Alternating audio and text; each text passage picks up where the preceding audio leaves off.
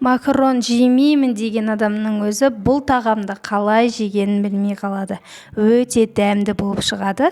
Достар, басқа да бұдан да қызықты рецепттермен алдағы уақытта бөлісетін боламын.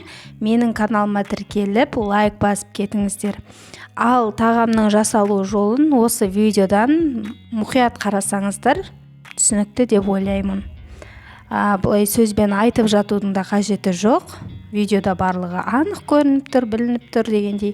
Және де әрбір қазақтың келіншектерінің қолынан келеді бұл тағамды жасау. Өте дәмді болып шығады. Жасап, отбасыларыңызды қуантыңыздар. Менімен бірге болыңыздар.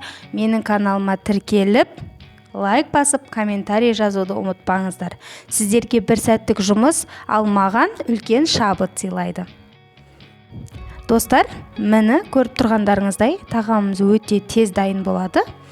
Жасап көріңіздер, өте дәмді болып шығады.